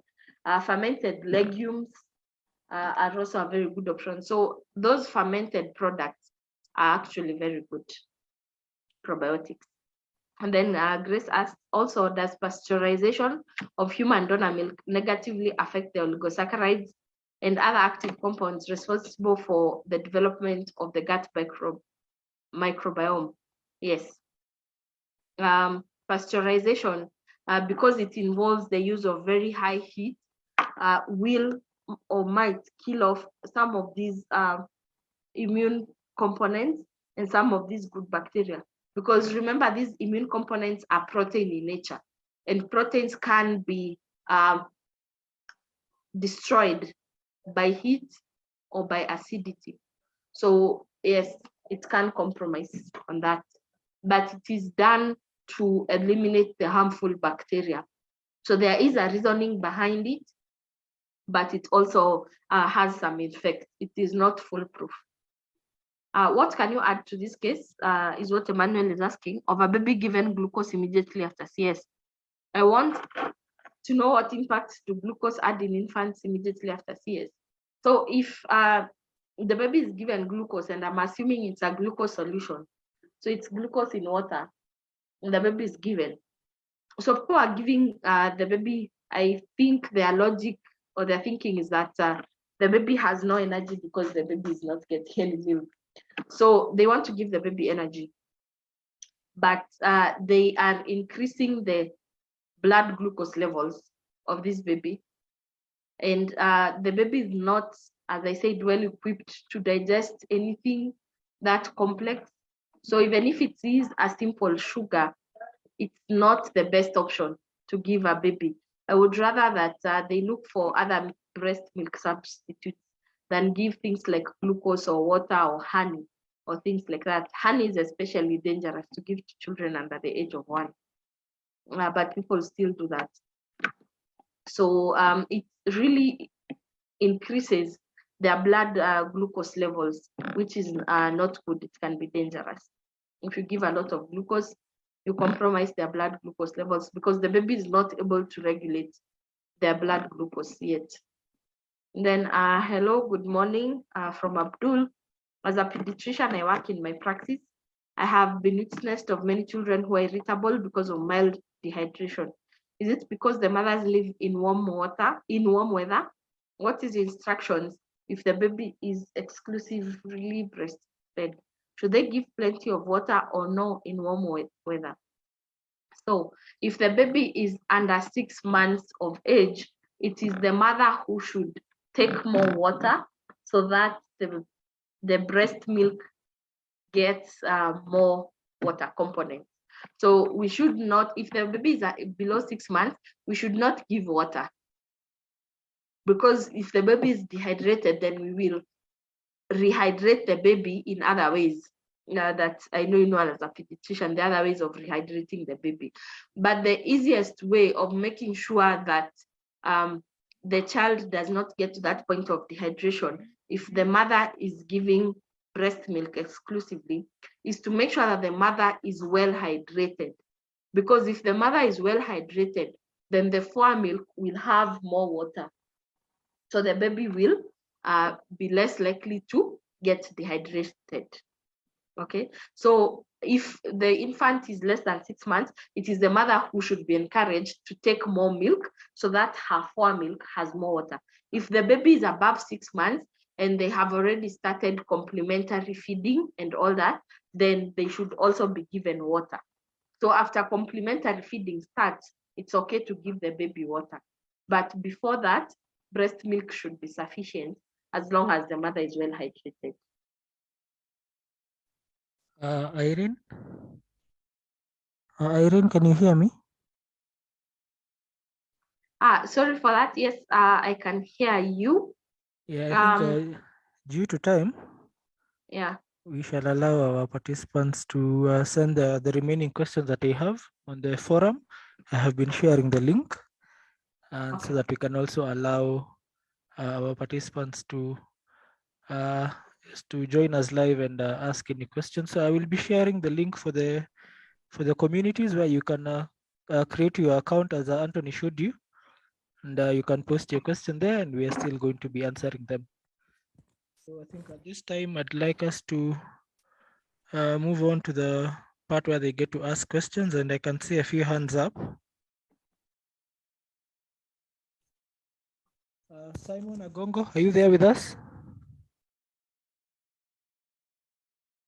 Simon Agongo, are you there with us? You can unmute your microphone. Okay, as we wait for yes, Simon. Hello, Simon.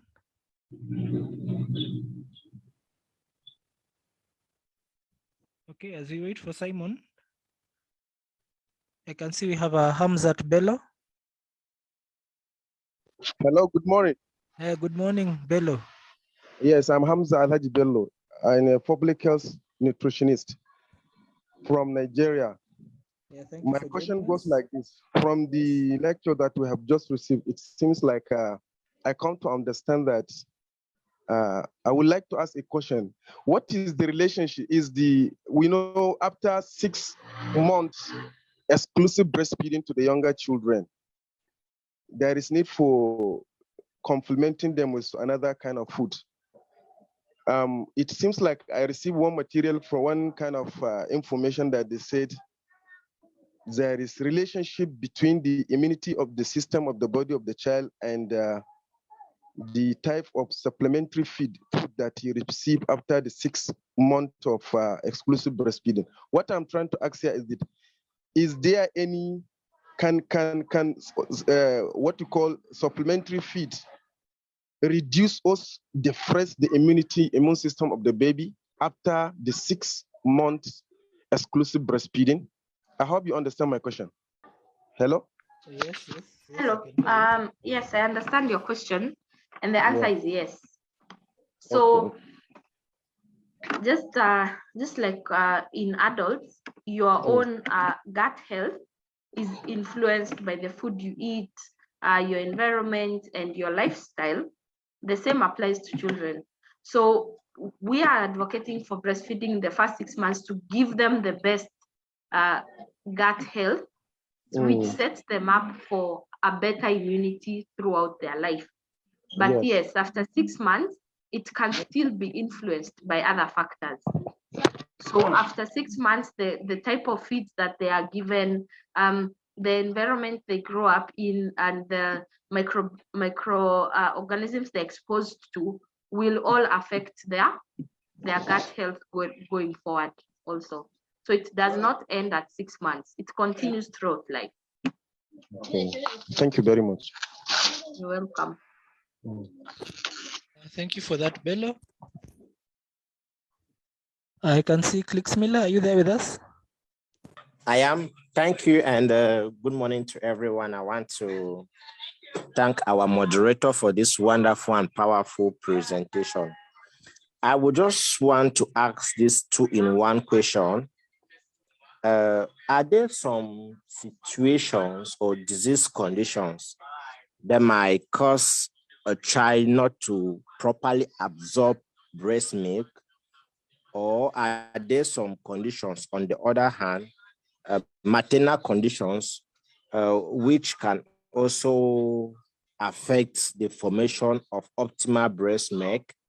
I'm asking this because we are in a humanitarian context where most humanitarians suffer from a lot of deficiencies. They are displaced, and most of them, they fall sick, so that we can pay attention, to these conditions.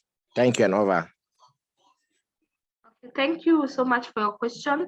And yes, there are some instances where the baby is not able to optimally digest and absorb nutrients. So you find that there are some babies who are born with some deficiencies in terms of some enzymes that are really necessary for the digestion of breast milk. So that can happen. And the mother can also have some deficiencies that will compromise on the quality of breast milk.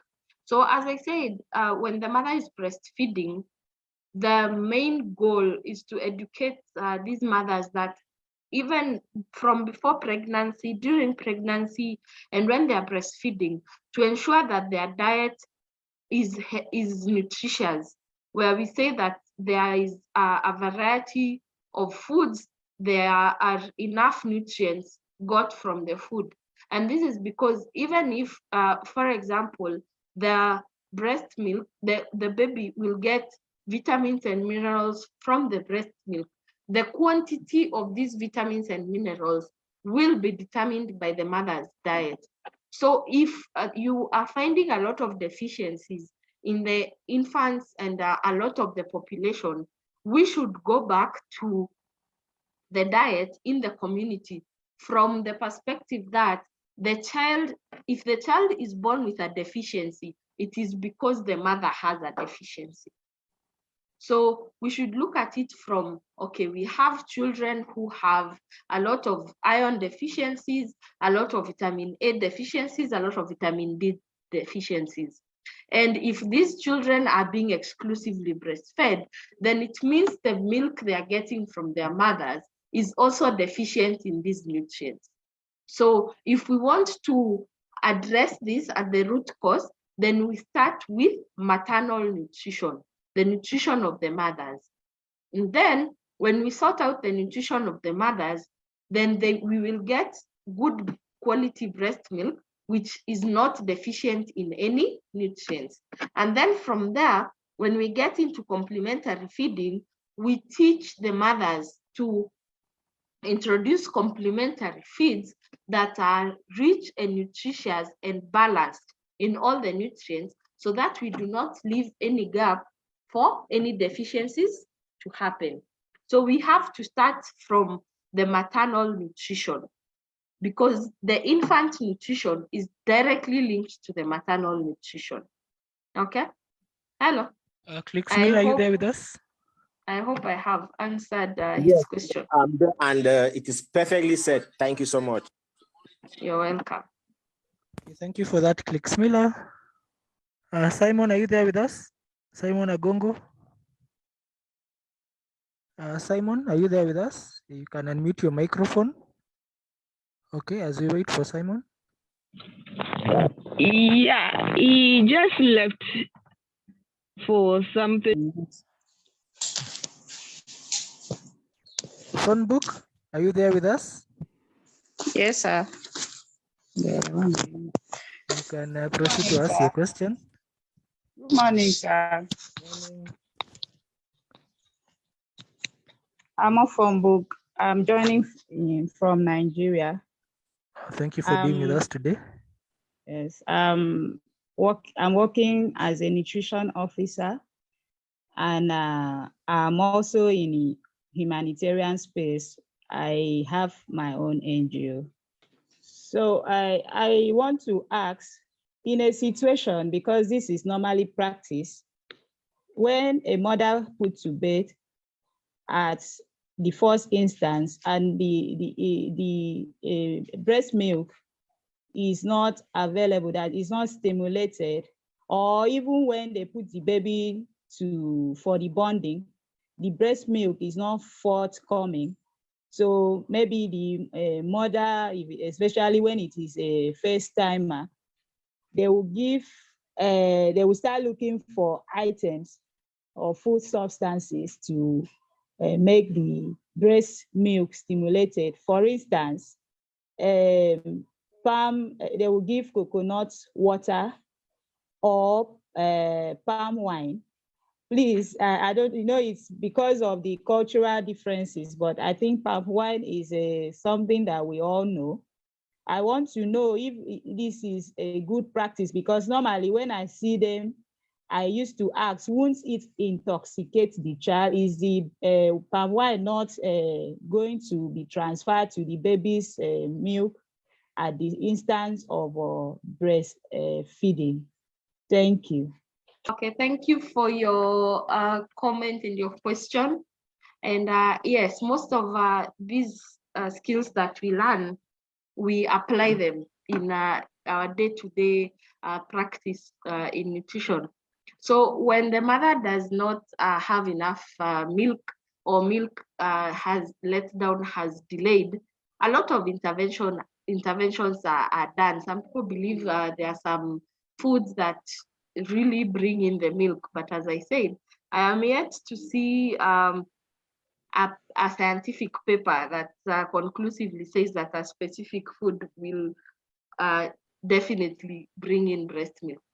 But what can happen in such instances is that there are better ways of stimulating breast milk, because it's a process, and the breast need to be stimulated for the milk letdown to happen. So one of the things that can be given that are safe include hot liquids, things like hot cocoa, hot tea, hot porridge, hot soup. Those hot and warm drinks are safer than things like what you're saying, palm wine, because I know palm wine is alcoholic, and we discourage the consumption of alcohol and drugs like those in pregnancy, let alone when the mother is breastfeeding. So that is not safe also, in my professional opinion. So we can give hot fluids. We can also encourage the mother to relax, and then, because it's a very psychological process. If the mother is tense and people are shouting at her, you don't have milk, the baby is crying, and so the mother also needs a lot of support. The third thing is we can help to physically stimulate the letdown of the milk by massaging the mother's breast. And in some areas, mothers are taught this even before birth, when they are going for their prenatal visits. So they are taught how to gently massage the breast and start stimulating the production of breast milk before the baby gets there.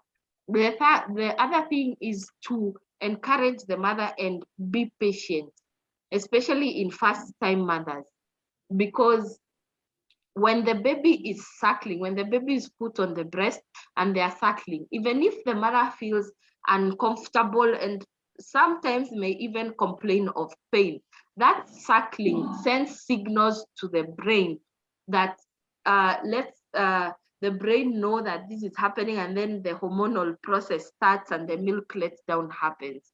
So also encourage latching as soon as possible. So within at least the first hour of life, after birth has happened and the mother is cleaned up, try to give the mother the baby. Do kangaroo, where the baby is given to the mother and the mother puts the baby on her chest, skin to skin, and holds the baby. It helps a lot. So there are many other avenues that we can use that are safe, that are baby friendly, and that are supportive. Okay, I hope that has helped. Yes, ma. Yes. Thank you, ma. Thank you, ma. You're welcome. Thank you for the question. Mohammed, are you there with us? Hibak Mohammed? Hello? Yes. As we wait for Hibak, I can see Michael Lege.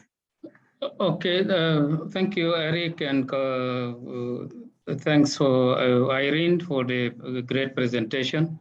I asked a question in the Q&A, and with regard to if there's any relationship in the volume of breast milk and the genetics. Well, there's some people say that this daughter is giving more milk because the mother also used to give more milk. So I don't know whether there's any relationship.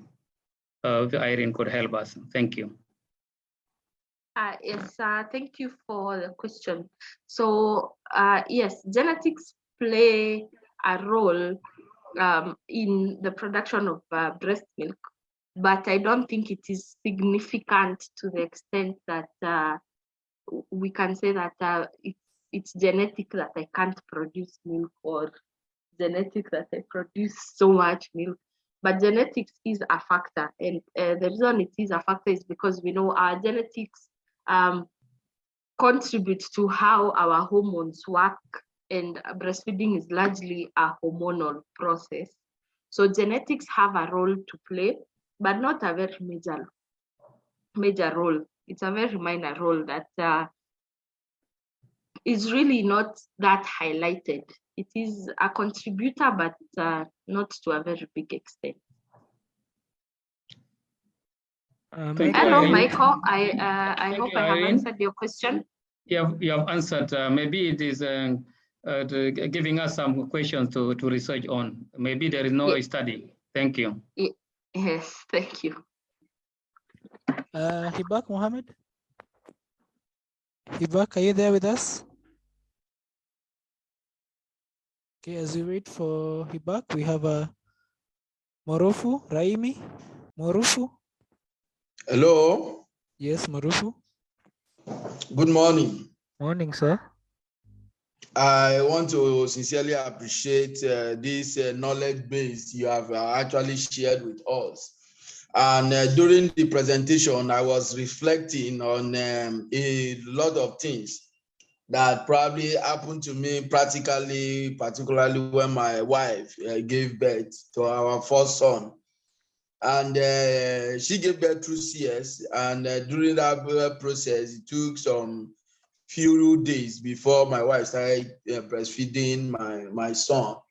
However, when I went to see the doctor was quarreling me seriously that because I refused sucking the breast of my wife, and now it's difficult for my baby to actually suck out the breast, that I failed to do what was needful. In addition to that, at the moment, I'm the technical advisor to the Executive Secretary, Primary Healthcare Board. And we got a mail from NAFDAC requesting that we should set up a breast milk feeding committee, you know, but that they want to actually mark the day as a way of encouraging women to engage in exclusive breastfeeding. So I was discussing with my wife. I said, "Oh, it's like this breast of a teen is very, very important to the extent that even an agency or government is throwing more emphasis and enlightenment in that regard." Now, my question in both scenarios are presented. One, what is responsible for the delay for the breast milk to come out so that the baby can actually have access to it? Two, what is the role of agency in this regard, NAFDAC, in this breast milk feeding committee, and as the case may be? I want a little bit of enlightenment, because we are to work on it and submit necessary information to NAFDAC this week. So I will appreciate if I can get more enlightenment in that regard. Thank you. Over. Hello, Raimi. Thank you so much for your comments and your questions. In terms of how we can assist you with the committee, kindly send us your contact information.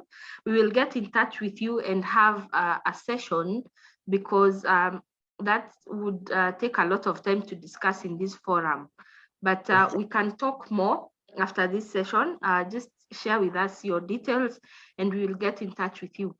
The other question about what causes delay in letdown of milk. So you have heard me say, and I have been saying that breast milk production is a process that we call it's a process we call the milk letdown process. So what happens is during birth, there is release of some hormones. Now, these hormones, as you know, the function of hormones in the body is to send signals and to communicate through the body systems for something to happen. So when a mother gives birth, especially during the normal process, using the normal process, then because of the way labor is and the hormones involved in labor, the oxytocin hormone especially, that is involved and is released in very high quantities during the normal labor process. And this oxytocin is very key in the milk letdown process. So what happens is that during CS, there is less production of this oxytocin hormone. So that delays breastfeeding because the hormone, the body produces it naturally when the mother is in labor. But because during CS, most of the mothers have not gone through labor, or if they went through labor, then CS was an intervention which stopped labor because of some complications, then that release of oxytocin is not as much as it is in normal delivery. And then there is also another factor that can delay the release of breast milk. Also, there is the pain factor. So when the pain and the trauma associated with birth.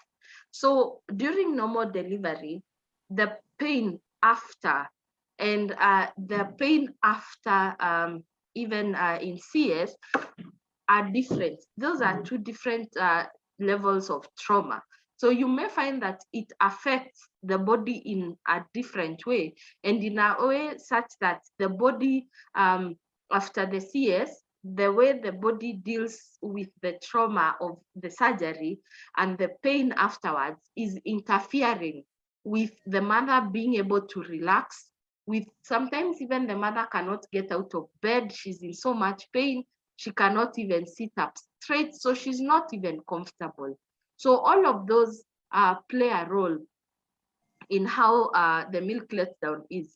The other thing we have to consider is that sometimes CS is not is an intervention that is done before the baby is due. So for the labor process to start, the baby gives, it's a whole hormonal system.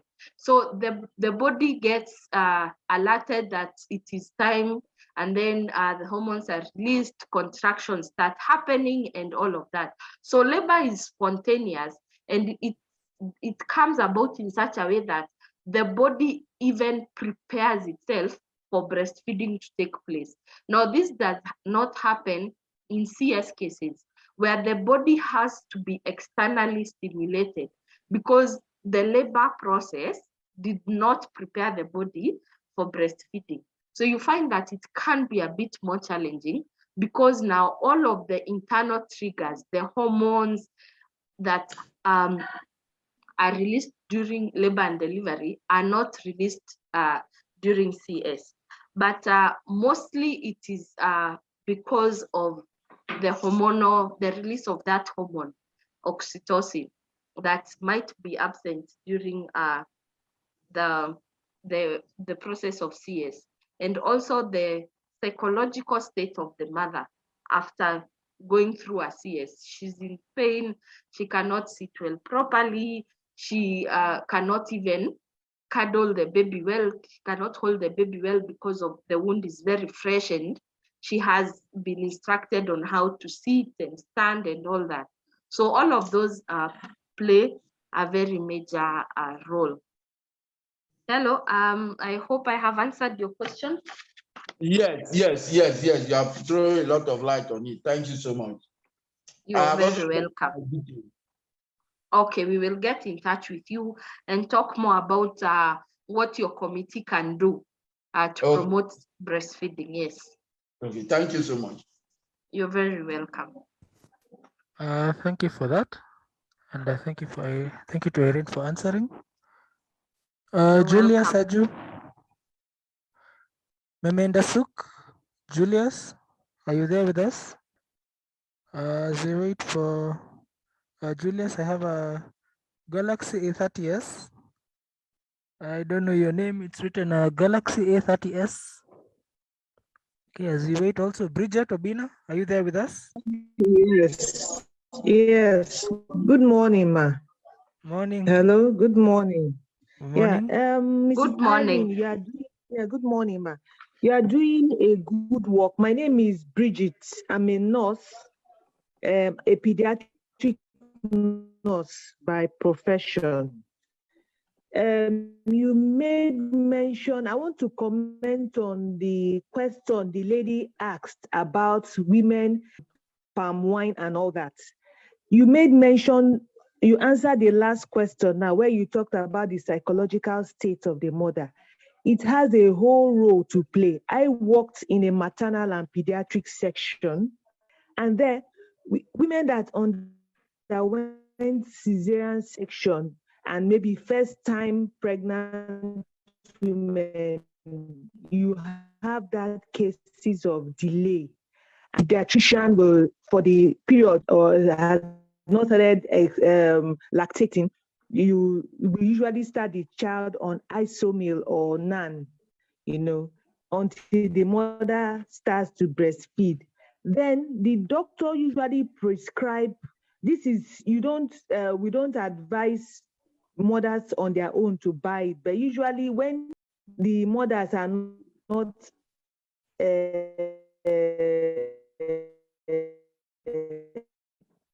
lactating, the doctor, the pediatrician, he said the side effect of the help in lactating of the mothers. That's what he usually prescribed. Now, the mothers as well, usually when we enter their room, another problem that mothers have in terms of breastfeeding is bad advice from relatives. You see mother relations telling them they should take 5 Alive. 5 Alive is this juice we have in Nigeria. Take 5 Alive, take palm wine, take that.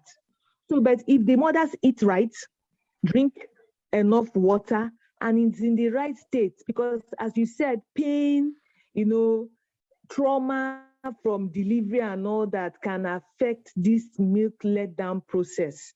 So if the mother eats right, drinks water, and is in a good state of mind, they will see that sometimes the 3rd day and all that, the breast milk starts to flow. And as you said, kangaroo care, whereby the child, the mother puts the child to her body and all that. And even if the mother is not lactating, putting the child to the mother's breast, can help stimulate. With time, gradually, the milk will flow. Thank you. That's my own contribution. Thank you so much, Bridget, for reaffirming the message that breastfeeding is not without its challenges, but there is a lot of education needed, because people have a lot of preconceptions and a lot of myths that surround breastfeeding and foods and feeding the child, and what magic thing you can do or eat so that you get breast milk. So I think our role in educating the people on what breastfeeding is in its entirety as a process, and even supporting these mothers is very critical to ensure that they are successful at breastfeeding. So thank you very much for your contribution. It's very highly appreciated. Thank you for that. And also thank you, Bridget, for your contribution to the discussion. And at this time, due to time, I'd like to invite back Anthony. I will still encourage us to send the questions to the forum. I have been sharing the link, and I will continue to do so. I think also, Anthony, maybe you can just show our participants again how to create an account and how they are going to post the questions. So Anthony, are you there with us? Yes, I can hear you, Eric, and thank you so much for the wonderful presentation. The session has been really interesting and also informative, and thank you to all of our participants for following up with us throughout the session. So just to confirm again, as we said, it's very difficult to exhaust everything. And you can even see we are past time with close to 30 minutes. So quite some time there, but we appreciate your contribution. And we believe that these knowledge and session will be able to play a vital role in your day-to-day activities in the profession that you are in. So just to repeat again, as we said, go to the website, and then there is a new tab that we did introduce there, that is for Humanitarian Global Community. So even as the group that we are in this meeting, I think it's important, just based on even the comments we had from Bridget, she has a lot to share. We had from other participants and so on, my colleague among other participants. So we have a lot that we can also be sharing amongst ourselves. And that's why we saw it's good for us to be in a community. So a community, this is a forum that is going to help you to be able to interact with these participants and be able to engage in the discussions. So based on the link that you're going to follow from the website, and also what Eric has been sharing on the chat section, make sure that you can click on that, and then you're going to be asked to sign up. So make sure that you can fill that simple form, and then you'll have been able to sign up. So once you sign up, you can even see yesterday we had created a topic on breastfeeding and child immunity. So because that was the theme for today. So if you have a question, we encourage you to go and reply to that topic. So make sure that once you log in, you'll see there's a reply button, which is in color blue. And then you can be able to reply and then comment with your question. And we are going to be glad to answer you. And also, let's continue sharing. Let's encourage each other. Let's continue sharing based on what we know. Ask your questions, and then we're going to, get better the moment we share, and also get to learn from our facilitators. Sorry. And with that said, I would like to also pass our regards for making time to come to attend this session. I know it's on a weekend, and we really appreciate your attendance, and we look forward to seeing you in our subsequent training. So as we said also, a day after the training, but now it's going to happen on Monday. On Monday morning, during the course of Monday, we're going to ensure that we can share all the materials with you. So that includes the slides and also the recorded version of this class that we have had today. So thank you so much for your time, and from Humanitarian Global, I wish you the very best, and may you have a great weekend.